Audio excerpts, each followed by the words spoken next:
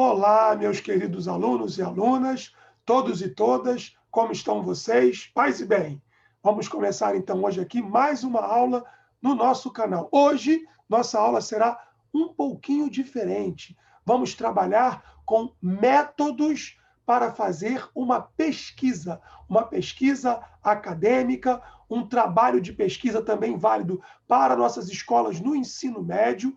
Eu vou tentar ajudar nossos amigos e amigas, para que nós possamos fazer um trabalho razoável, usando o princípio de razão, um trabalho razoável de pesquisa. E, para tanto, vou mostrar aqui a nossa bibliografia para o nosso trabalho de hoje. Tá? Vamos usar esse livro aqui, interessante, tá?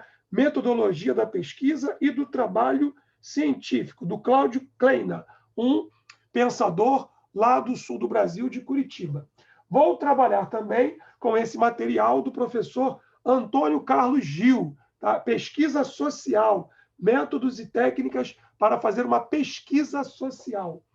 E também vamos ver um material clássico de um filósofo italiano renomado, cujo seu pensamento já foi objeto de questões da prova do Enem, né? Com todo respeito, nosso grande amado Umberto Eco, no seu livro Como se faz uma tese. Interessante, aqui para um trabalho mais acadêmico, para uma pós-graduação, para um trabalho de mestrado, doutorado e etc. Bem, eu fiz, ao longo da minha vida, né, apenas 2 trabalhos, de fato, com pesquisa. Na minha graduação em História, abordando a questão do ideal hoplítico, oplon, né, o escudo grego, o ideal hoplítico dos antigos espartanos, na minha graduação em História.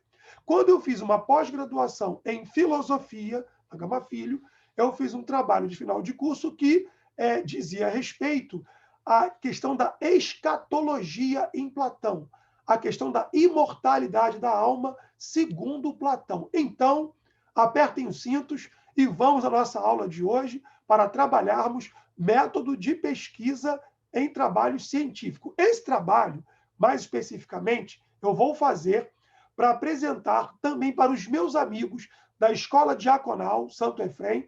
Um abraço a todos e todas, para que nós possamos fazer melhor o nosso trabalho de final de curso. Estamos estudando para o diaconado permanente da Igreja Católica Apostólica Romana e teremos que fazer um trabalho monográfico de final de curso. Então, esse trabalho também tem o interesse de auxiliar, na medida do possível, na minha santa ignorância, alguns dos meus colegas. E, claro, também serve para todos e todas estudantes desse nosso país. Então, vamos lá para a nossa vinheta e vamos para a nossa aula de hoje. Bom, então, vamos aqui trabalhar como fazer um projeto de pesquisa razoavelmente, né, aceitável. Quando eu falo aqui razoavelmente, é que use bem o princípio de razão, tá? Lembrem do Descartes, nosso grande filósofo moderno francês. Tá? Então, um projeto de pesquisa. Vamos lá. A etapa mais importante para que nós possamos realizar uma pesquisa é a confecção do projeto, é a organização do nosso projeto, pois é um momento de criação, é um momento de organização do que nós pretendemos alcançar quando fazemos um projeto de pesquisa. Bom, um projeto bem elaborado, bem organizado, é um grande passo para que nós possamos fazer uma pesquisa bem-sucedida, para que façamos uma boa pesquisa, um bom trabalho de investigação. Os elementos que compõem um trabalho, né, de pesquisa, um projeto, são basicamente esses, tá? A escolha do objeto de estudos. Os professores gostam muito dessa falação, tá legal? Qual é o teu objeto de estudos? Ao que você vai se dedicar no seu trabalho? Também devemos elaborar um problema de pesquisa. Tem que colocar um problema, algo que eu vou pesquisar, algo que eu vou investigar. E, para isso, há uma série de regras que eu vou tentar aqui apresentar para vocês. Teremos que também apresentar uma hipótese, uma suposição. Deveremos apresentar à comunidade um suposto problema que nós vamos tentar resolver ao longo da nossa pesquisa. Temos que ter objetivos. Então, o trabalho tem que ter objetividade. Qual é o objetivo? O que nós queremos fazer com esse trabalho? Também deveremos apresentar uma descrição metodológica. Qual é o método, qual é o caminho que nós vamos seguir para fazer o nosso trabalho. E também, por final, deveremos fazer uma revisão literária. Devemos passar um ponto de vista geral por aqueles que já trabalharam, que já estudaram aquilo que vai ser o nosso objeto de estudos. Eu não posso entrar num tema me mostrando absolutamente despreparado para ele. Eu tenho que me dedicar a ele, eu tenho que me envolver. É importante que nós gostemos, claro, daquilo que nós estamos estudando, porque eu vou fazer uma revisão literária com muito mais afinco. Eu vou dominar melhor o tema que eu me proponho a trabalhar. E, por fim, é claro, eu devo apresentar uma bibliografia, uma indicação dos livros que eu utilizei para chegar ao meu projeto, que virá a ser um trabalho. Espero que muito bom o meu trabalho e o trabalho também de vocês. Então, vamos aqui seguindo com os nossos PowerPoints, tá bom? Bem, é necessário que nós escolhamos um tema, mas, para isso, nossa pesquisa científica tem que se dar como o trabalho da construção de uma casa. O filósofo francês René Descartes, que viveu no século XVI, né, ele e parte do XVII, ele vai nos mostrar como nós devemos fazer esse trabalho. Quando fazemos uma casa, quando construímos uma casa, nós começamos pela base, pelo alicerce. Se o alicerce não for bem construído, todo o trabalho da casa pode ruir, pode vir abaixo. Então, o trabalho de pesquisa ele deve ser bem assentado, deve ter uma boa base, porque uma boa base vai ser uma boa estrutura para um bom trabalho de pesquisa. Pensemos, então, no filósofo racionalista moderno francês, René Descartes, ele nos ajuda para tanto, tá bom? Então, ele vai me ajudar a esclarecer o que eu quero alcançar com a minha pesquisa. Se eu tenho um bom pré-projeto, se eu tenho um bom projeto, eu tenho um bom caminho para fazer também uma boa pesquisa. Um pré-projeto é algo mais simples. Ele vai me apresentar um sumário de como a pesquisa será realizada. Ele é algo bem menor em termos de monta. O projeto já é algo mais detalhado. Ele vai envolver a descrição das etapas, uma a uma, da elaboração, da execução, da confecção de um trabalho que será apresentado enquanto pesquisa. Então, um pré-projeto é algo mais simples. Eu posso apresentar a metodologia, por exemplo, em um parágrafo. Agora, se eu faço um projeto, a descrição metodológica tem que ser um pouco mais densa, tem que ter mais conteúdo para apresentar ao professor que orienta o meu trabalho. Seguindo aqui mais um pouquinho. Bom, um projeto de pesquisa científica, ele tem que ser, se é um trabalho de humanas, ele tem que ser minimamente conduzido de forma científica, tá bom? Ele deve conter os seguintes elementos, veremos aqui então agora um a um desses elementos. Bem, eu tenho que delimitar o tema. Quando eu estabeleço o conceito de alguma coisa, eu delimito o que está dentro dele e o que está fora dele. O que está fora não faz parte dele. Quando, por exemplo, a gente discute a moral filosófica de Kant, Kant vai dizer que eu tenho que, sendo um filósofo da moral, eu devo agir conforme o meu dever. Se algo está fora do dever, então estaria fora do pensamento kantiano, quando o assunto é moral, tá bom?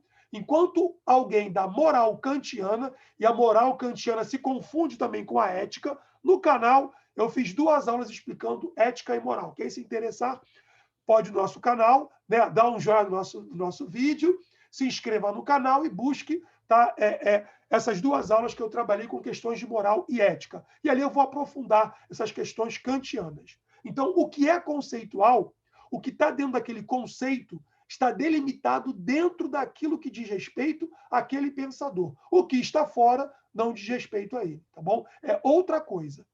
Seguindo. Delimitar é descrever o quê? Delimitar é dar os limites. em específico dentro daquele tema. Ele vai ser o foco da nossa pesquisa. Quando eu delimito, eu digo, olha, eu estou me propondo a estudar isso e não aquilo. É possível delimitar a pesquisa por meio do tema, por meio do assunto, por meio do espaço que me diz respeito. Qual é o espaço que eu estou trabalhando? Onde eu estou trabalhando? O espaço responde à pergunta onde eu estou trabalhando. O tempo, qual é o corte temporal? Quando começa e quando acaba? E a população que é envolvida. Eu peguei aqui e montei, elaborei aqui um título para delimitar o nosso tema do nosso trabalho, tá bom? No nosso canal do YouTube, eu, algumas semanas atrás, preparei uma aula explicando a construção da Catedral de Notre-Dame de Paris. E aí eu descobri muitas coisas que eu não conhecia. Estudando aquele assunto, eu descobri coisas muito interessantes que me chamaram a atenção. A construção da catedral não se limita a algo entre os séculos XII e os séculos XIV, no mundo medieval. Uma construção sensacional. Eu aprendi muito sobre cantaria estudando a construção da Catedral de Notre-Dame, coisa que eu não imaginava saber, sobre as tecnologias sensacionais, inclusive da Idade Média. Bem, então eu peguei aqui e montei um título, tá bom? Delimitando o nosso tema, inspirado na reforma da Catedral de Notre-Dame de Paris no século XIX. Então vejam o que eu coloquei aqui como exemplo para vocês. As reformas da Catedral de Notre-Dame de Paris, no século XIX, sob a direção de Eugène Viollet-le-Duc, um arquiteto que viveu no século XIX, entre 1814 e 1879. Olha aqui, ó. O que é o meu objeto aqui? O que eu estou delimitando como trabalho? Eu me proponho a estudar as reformas da Catedral de Notre-Dame de Paris. Não trabalho outra catedral. Na Idade Média, foram construídas cerca de 80 grandes catedrais sensacionais na França. Eu não estou estudando as outras catedrais. O meu objeto de estudos é a Catedral de Notre-Dame aqui nesse título. Olha aqui, estou delimitando. Século XIX. E sob a direção de Eugène Viollet-le-Duc, tá bom? Então eu vou trabalhar o que foi feito por esse arquiteto no século XIX, na Catedral de Notre-Dame. Então, se no meu trabalho alguém me coloca uma pergunta, por exemplo, sobre a catedral no século XIV, eu posso dizer o seguinte, com respeito e educação. Meu querido, esse trabalho não se propõe a discutir isso. Eu até posso me aventurar a responder a pergunta que me foi colocada, sem problemas. Mas você não tem a obrigação de dominar esse assunto na construção medieval. O seu objeto de estudos é o quê? As reformas na catedral no século XIX, olha aqui a questão do tempo, tá bom? E sob a direção de Eugène Viollet-le-Duc. É isso que eu quero me propor a trabalhar. Não outra coisa. Eu delimitei o meu trabalho no tempo e no espaço. Tudo bem? Isso é um modelo, tá? Para a gente poder montar a delimitação do nosso tema. Não é interessante que você faça um tema que seja abrangente demais, porque você vai aumentar o escopo demais do seu estudo. Então é importante que você delimite o seu trabalho. Tempo e espaço. Importante fazer isso, tá bom? Próximo passo.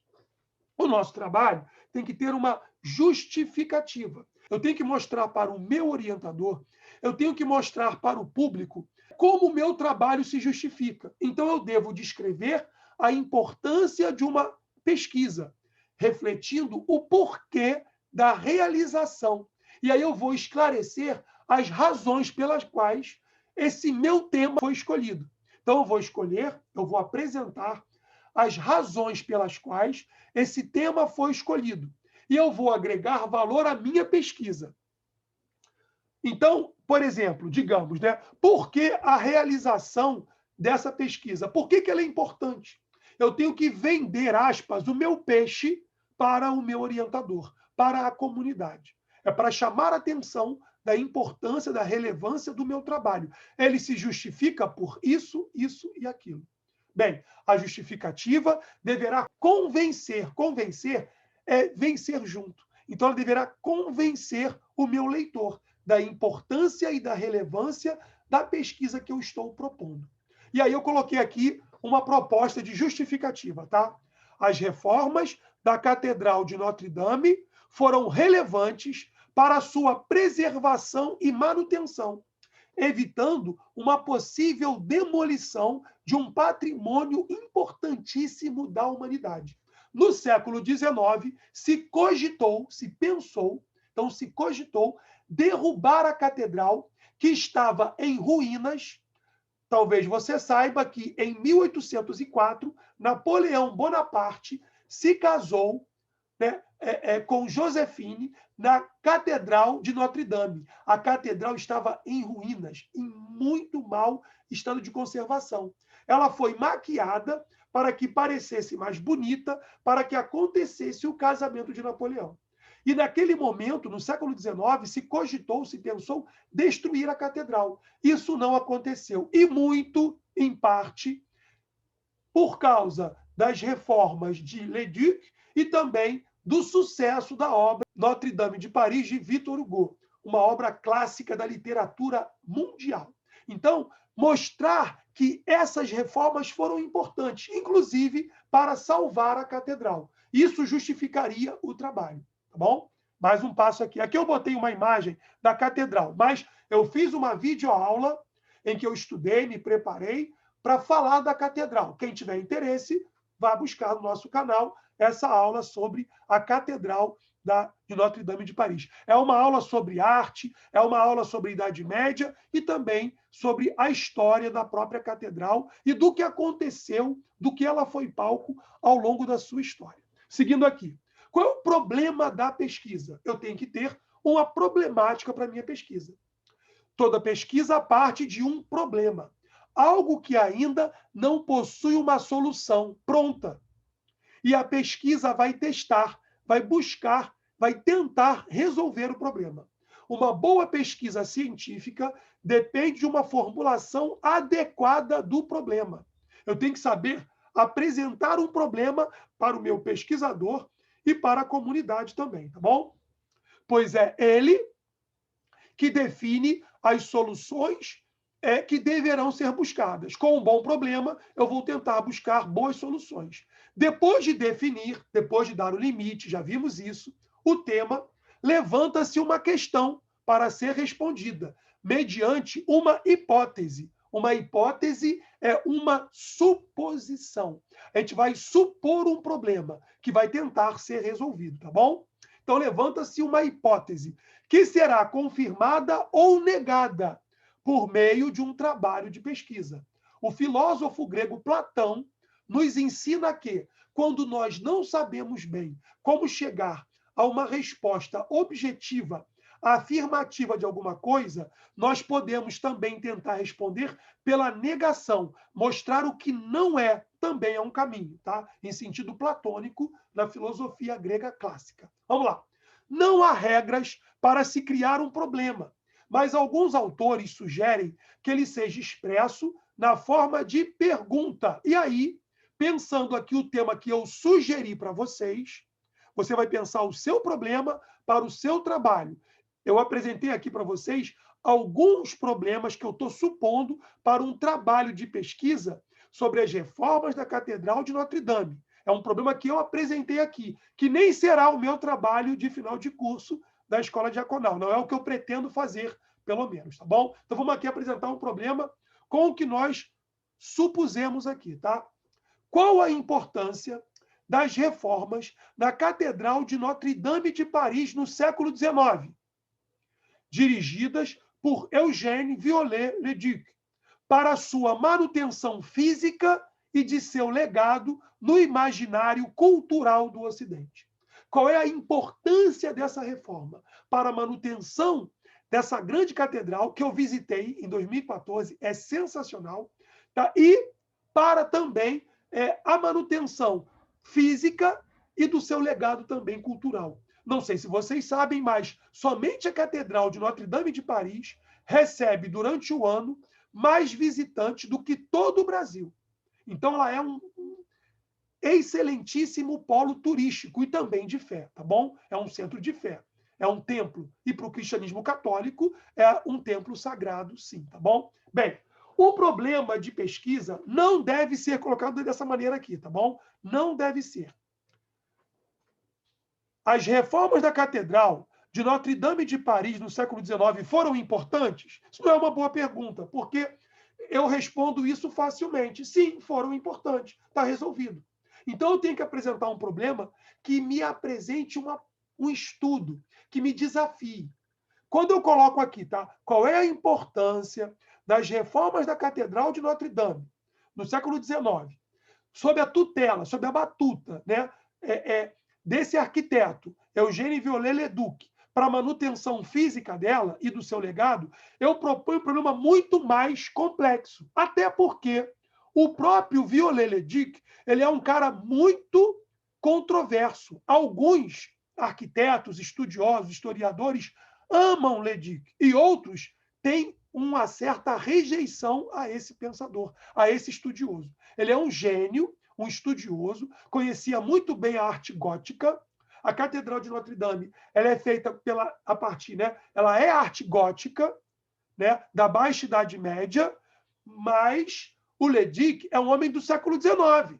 E ele vai mexer com a estrutura básica também, de certo modo, da própria catedral. Tá bom? Então, há quem o ame e há também quem o questione, e questione profundamente. O pessoal de museologia, sobretudo, muitos batem, caem de pau em cima do Le-Duc. Então, é um tema que dá pano para manga. Dá muita coisa a ser discutida, tá bom? Vamos seguir aqui. Agora, uma pergunta. Se as reformas foram importantes? É claro que foram. Não fossem as reformas, talvez não tivéssemos hoje a Catedral de Notre-Dame, tá bom? Seguindo. A hipótese, já disse para vocês que uma hipótese é uma suposição. Uma hipótese científica é uma proposição especulativa. Eu estou especulando. Eu coloco um problema que se aceita de forma provisória, como ponto de partida para a sua pesquisa. A pesquisa pode confirmar isso ou pode refutar isso, ou ela pode chegar a uma conclusão de que, nesse momento, sob esse aspecto, nós não temos uma resposta pronta ainda. Meus queridos, a ciência, ela não quer ser a dona da verdade de maneira categórica. Ela propõe, ela sugere, ela apresenta uma suposição que pode ser confirmada e pode ser não confirmada, tá bom? Então, é um trabalho, é um estudo. Por exemplo, tá? Vou apresentar aqui um exemplo para vocês. Quando Sigmund Freud, tá, escreveu o seu livro Moisés e o Monoteísmo, ele apresentou uma hipótese, ele apresentou um problema para a gente. Ele especulou. E a proposta dele foi o seguinte, no seu livro, tá? Repetindo, Moisés e o Monoteísmo. Ele propôs o seguinte, Moisés não é um hebreu, como a gente convencionou saber, né? Inclusive pelas próprias Sagradas Escrituras, né? Bom, então Moisés não é um hebreu. Segundo Freud, Moisés era um egípcio. E aí ele vai estudar, vai trabalhar, vai investigar e vai tentar apresentar para a gente argumentos que teriam condições de comprovar que Moisés não seria de fato um hebreu, mas sim um egípcio. Isso é uma hipótese. O que vai confirmar isso ou não é o estudo que a gente vai empreender, tá bom? Então, para a gente poder aqui pensar uma hipótese. Fiquem à vontade sobre a questão do Moisés, tá? Apresentei aqui o problema proposto por Freud. E aí você vai discutir também com Freud. Aí tem que ler o Freud, conhecer a proposta dele, qual é a justificativa dele, como fundamenta a hipótese, como ele aprofunda o estudo. E aí você pode concordar com Freud ou discordar de Freud. Mas tem que ter um estudo científico. E o teu argumento para concordar com Freud ou para discordar de Freud pressupõe o estudo, a investigação. Só para lembrar a vocês, quando Sócrates foi consultar o oráculo de Delfos, na Grécia Antiga, o oráculo disse o que para ele? Nós sabemos. O oráculo disse, Sócrates, tu és o mais sábio de todos os homens. Sócrates duvidou do próprio oráculo e passou a fazer a investigação. O trabalho do cientista, o trabalho do pesquisador é investigar, é buscar, para afirmar ou para refutar, ou para dizer, nesse momento, sob esse aspecto, eu não tenho uma resposta para isso. Vou dar mais um exemplo para vocês. Agora, com a questão da pandemia e do coronavírus, os cientistas, no primeiro momento, não tinham uma resposta sobre a questão de é válido ou não é válido vacinar mulheres grávidas. Não foi feito, no primeiro momento, um trabalho com profundidade sobre esse aspecto da questão da vacinação. Depois, com o tempo e com a aplicação das vacinas, pela experiência empírica, hoje os cientistas afirmam que é mais valioso, é mais interessante vacinar as mulheres gestantes do que não vaciná-las, tá bom? O saldo positivo que se viu empiricamente foi melhor, foi mais interessante do que o saldo negativo. Então, eles recomendam o quê? Que as mulheres grávidas sejam vacinadas também. Mas como eles fizeram isso? Empiricamente. Fizeram um teste, tá bom? E aí, por ensaio e erro, com os casos que eles trabalharam, milhares e milhares de casos, é melhor, então, vacinar. Isso diz respeito também à própria ciência. A ciência não quer necessariamente ser a dona da verdade. Ela investiga, ela busca, tá bom? Porque ela é ciência também. Seguindo aqui.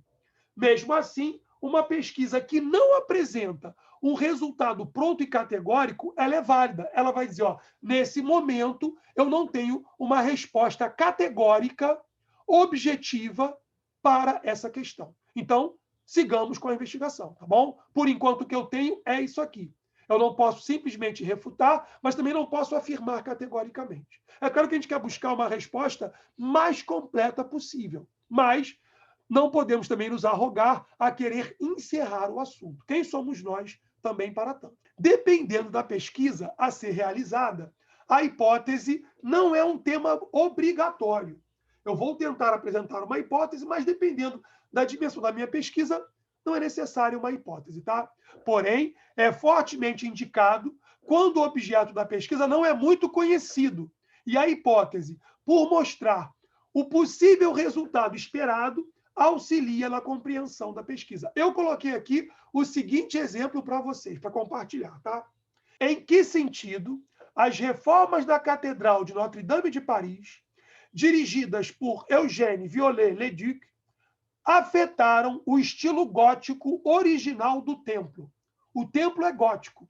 O Leduc é um artista gótico, mas ele é um homem do seu tempo, ele é um homem do século XIX. Em que sentido as reformas que ele faz respeitam o estilo gótico original ou não? É uma questão, é uma hipótese interessante, tá bom? Isso aqui dá uma boa pesquisa, eu entendo, eu penso assim. Seguindo aqui. Objetivos da pesquisa. O que se pretende alcançar com a pesquisa? É essa pergunta que deve ser respondida quando estamos elaborando o projeto. Onde eu quero chegar? O que eu quero alcançar com o meu trabalho? O que eu quero fazer, tá? Aristóteles, qual é o porquê? Qual é a causa final do meu trabalho? Para que serve também o meu trabalho? Os objetivos determinam o que o pesquisador pretende atingir com a realização do trabalho de pesquisa. Então, vamos lá. Os objetivos devem estar coerentes com a justificativa e o problema proposto. O objetivo geral demonstra a síntese, quando eu pego elementos diferentes e junto, elemento A, elemento B, junto os dois e faço uma síntese. A síntese não é A nem B, é C, é outra coisa. O meu trabalho vai me levar a um outro caminho de conhecimento do que se pretende alcançar. E os objetivos específicos fazem um desdobramento do objetivo geral. Então, tem que ter um objetivo geral maior e um objetivo específico. Quando a gente apresenta os objetivos, o verbo deve estar no infinitivo. Então, quando você elaborar o seu pequeno projeto, o seu projeto, coloque as questões, tá, os seus objetivos. Quais são os objetivos? Objetivo geral, esse. Objetivos específicos, né? Esses aqui. Tem que estar no infinitivo, tá bom? O que você pretende fazer? E aí, eu mostrei aqui uma tabela. Se alguém tiver interesse, eu posso compartilhar também com vocês o material em PowerPoint que eu produzi, tá? Inspirado nesse livro aqui, repito para vocês, Metodologia da Pesquisa e do Trabalho Científico, do Cláudio Kleina. E aí, vamos lá. Objetivo é conhecer, é o conhecimento, então eu vou o quê? Apontar, vou arrolar, juntar, vou definir, estabelecer limite. Eu vou enunciar, apresentar o enunciado, eu vou registrar, eu vou repetir, eu vou sublinhar, eu vou nomear. Isso aí é conhecimento. Para compreensão, eu vou descrever, tá bom? Escrever em partes. Eu vou discutir, eu vou debater, eu vou esclarecer, eu vou examinar, tá? Eu vou explicar o que eu pretendo fazer, eu vou identificar o problema, eu vou localizar, vou traduzir e por aí vai, tá? Com aplicação, vou aplicar, vou demonstrar e por aí vai. Analisar, gosto muito. Analisar um objeto é cartesiano, é Descartes, é dividir o objeto em várias pequenas partes, estudando cada uma em separado, tão menores quanto possíveis, com o máximo de profundidade possível, para que eu possa conhecer cada parte. Isso é análise. Dá um trabalho danado, mas o trabalho fica bom. Um trabalho bem analisado, você não deixa escapar nada. É o método cartesiano. E reparem que eu gosto do método cartesiano, tá bom? Classificar, comparar, criticar, debater, distinguir, né? Separar uma coisa da outra e etc. Síntese. Quando eu pego um elemento A, um elemento B, junto os dois e faço uma síntese, então já não é mais o elemento A ou B. Vou dar um exemplo para vocês, tá? Quando nós pegamos o cobre, é um metal, e derretemos o cobre. Quando pegamos o estânio, derretemos o estânio, outro metal. Se nós juntarmos os dois, depois de derretidos, quando nós misturamos os dois metais, nós não teremos mais nem o cobre, nem o estânio. Nós teremos um terceiro metal, que é o bronze. O bronze é uma liga metálica. E trocando em miúdos, o bronze é a síntese entre o cobre e o estânio. Quando eu sintetizo o meu trabalho, eu busco um leitor, eu busco um outro autor, eu busco um outro pensador, e depois eu vou juntar aquilo ali e vou fazer um outro trabalho, que é a minha síntese. É uma riqueza bonita, tá? A nível do pensamento e da intelectualidade. Construir, compor, coordenar, ordenar junto e etc. E avaliar, né? Avaliar é apreciar, avaliar, eliminar o que não interessa, tirar o que está fora, tá bom? Escolher, estimar e etc. Agora vamos ver o que não fazer no trabalho de pesquisa, tá bom? Não é legal você colocar como teu objetivo esse tipo de frase, tá? Eu quero provar que. Quando você diz que você vai provar, que você já sabe, antes de começar a pesquisar. Então, não é interessante que você venha com o argumento que eu vou provar isso. Calma, não venha com essa arrogância, tá bom? Não devemos ser arrogantes, tá? Bem, e não vou, eu vou mostrar que, então eu já sei, antes de começar a minha pesquisa, eu vou te mostrar como é que é. Não é por aí, tá bom? Eu vou investigar, eu vou trabalhar, eu vou pesquisar. Esses são verbos que têm significado tendencioso e devem ser evitados num trabalho de pesquisa, tá bom? Bem, meus amados, aqui. Eu vou dar aqui para vocês alguns exemplos de objetivos gerais e objetivos específicos. Eu vou usar o exemplo que eu apresentei para vocês da reforma da Catedral de Notre-Dame de Paris no século XIX, tá? É importante que os verbos usados deem sentido à sua pesquisa, na busca de soluções, como analisar, já falei que eu gosto muito para vocês, né? Verificar, pesquisar e etc. Por exemplo, objetivo geral. Analisar, dividir em partes, as reformas da Catedral de Notre-Dame de Paris, no século XIX, e discutir a sua importância para a manutenção física, assim como seu legado no imaginário cultural do Ocidente. Eu até não deveria colocar aqui esse ponto de interrogação, tá bom? Foi um equívoco meu aqui no momento de montar o meu texto. Aqui, suprimam, por favor, o ponto de interrogação, tá? Então, é uma análise, tá? Não estou perguntando, estou me propondo a apresentar um objetivo geral, não é uma pergunta. Então, esse ponto de interrogação aqui não está bem empregado, me perdoem. Os objetivos específicos do meu trabalho, quais seriam? Descrever as condições gerais da Catedral de Notre-Dame de Paris no século XIX. Como estava a catedral? Aí eu posso fazer antes e depois da reforma. Seguindo, avaliar a relação entre a obra de Victor Hugo, a data de nascimento e morte do grande artista francês, É o mesmo que também escreveu Os Miseráveis, sugiro a leitura para vocês, e as reformas da Catedral de Notre Dame. Porque o Victor Hugo, ele se mobilizou, ele mobilizou a sociedade para que a catedral não fosse colocada abaixo. Então, ele está preocupado com isso. E o trabalho dele, ele pega boa parte dos recursos que ele conseguiu, com o livro que ele produziu de literatura, para angariar dinheiro para fazer a reforma da catedral. Olha que coisa bonita. E detalhe, ele não era um cristão, ele era um ateu. Tá? O que, para mim, aí até dá um mérito especial para ele. Está preocupado com as coisas da igreja, né? Com as coisas de Deus, mesmo sem ser um cristão, tá bom? Tá, vamos seguir aqui.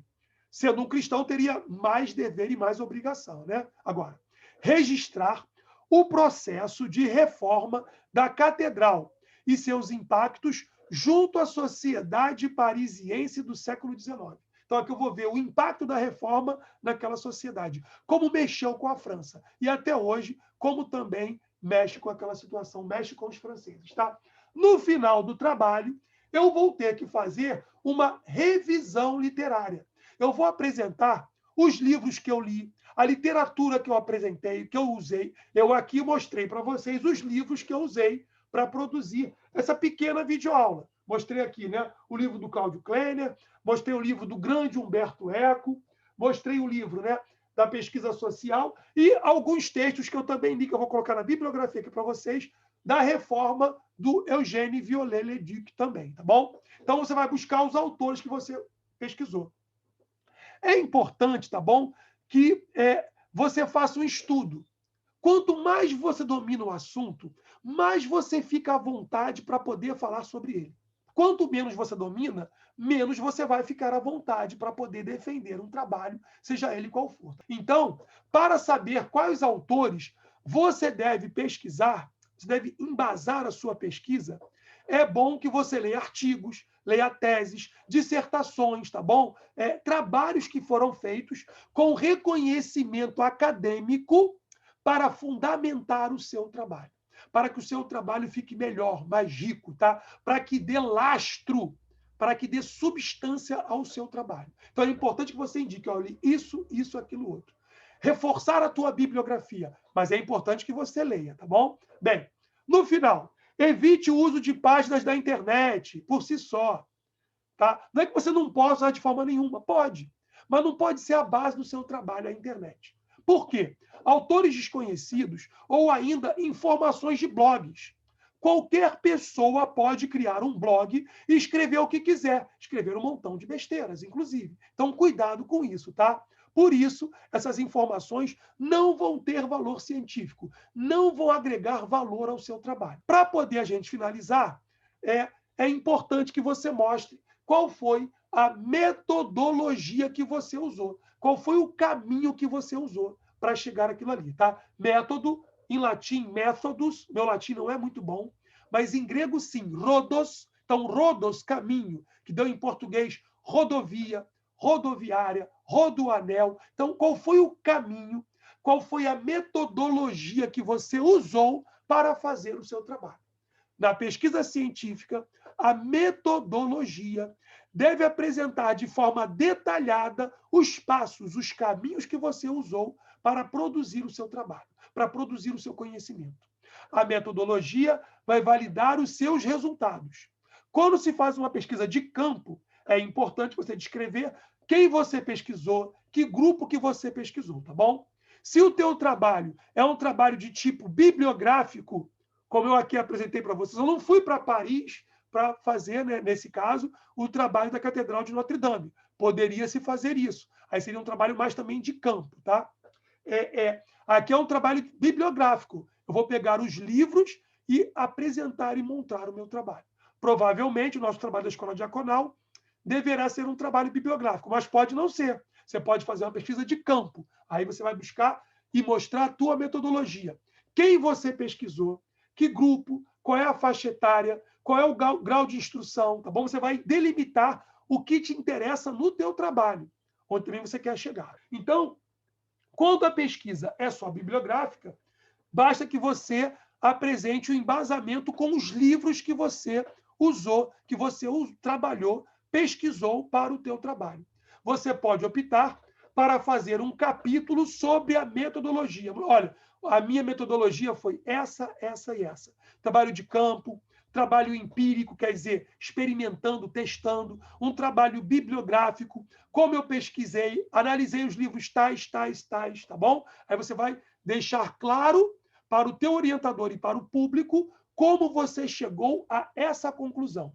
Nesse caso, você pode escrever um parágrafo na introdução, escrevendo qual foi a pesquisa que você fez, qual foi o método que você usou para fazer o seu trabalho. E, por fim, o seu trabalho deve ter um cronograma. Cronos é o deus da mitologia grega do tempo, Cronos, tempo, tá? Então, vou apresentar qual foi o cronograma que eu preparei para organizar o meu trabalho. Eu vou mostrar aqui para vocês, ó. Eu fiz aqui uma tabela, tá? Fictícia, inspirada aqui no livro que eu apresentei para vocês já, tá? Bem, com o tempo que eu levei para fazer o levantamento da literatura, o que eu vou ler, o que eu vou pesquisar, a montagem do meu projeto, você pode fazer em um mês. Monta lá o seu projetinho, tá bom? Se eu puder ser útil, estou à disposição de quem precisar, tá bom? A coleta dos dados, como eu coletei os dados sobre pesquisa de campo, como eu fui para o campo, como eu pesquisei, onde eu pesquisei, de quando a quando, o público que eu pesquisei, tem a ver também com o seu próprio método. Tá? O tratamento dos dados, como é que eu fui agora analisando, classificando, organizando, tá? Como eu separei isso. A elaboração final do meu texto, agora eu vou escrever meu texto, vou fazer uma revisão, tá legal? Para entregar o meu trabalho. E aí, apresentando, né? E vendo se o meu orientador gostou ou não. Se vai fazer ressalvas ou não. Se eu vou ter que fazer correções ou não. Se eu vou tirar um 10 ou não, tá bom? Então, eu espero que nossa aula, nossa videoaula, tenha contribuído, minimamente que seja, para que você faça um bom trabalho na escola diaconal, né? Na academia, onde quer que seja. E no final eu coloquei aqui a minha indicação bibliográfica. O livro do Cláudio Kleina, que foi o que eu mais utilizei, o livro do Antônio Gil, o livro do Humberto Eco, que é um clássico para fazer um trabalho mais complexo, um texto que eu li do Eugène Viollet-le-Duc, tá? Que é um texto em espanhol, mas muito rico, que me encantou, e também, né, um livro de arte, tá? Um manual compacto da Eliana Reis. Então, foi uma pequena bibliografia para fazer um trabalho em PowerPoint para preparar uma videoaula para vocês. Meus amados, eu espero, sinceramente, que nossa aula tenha sido útil de alguma maneira para você. E se vocês tiverem qualquer dúvida, coloquem aí no chat, podem perguntar, tá bom? É interessante, eu também é bom para mim que você coloque perguntas, questões, tá? O canal também ganha com isso. Dê um like, né, no nosso vídeo e se você não for inscrito, se inscreva no canal. Meus amados, minhas amadas, paz e bem a todos e todas, tá? Tenham um santo dia, uma santa noite, o que quer que seja, e nos encontramos semana que vem com mais uma videoaula no nosso canal. Paz e bem a todos e todas. Tchau, tchau.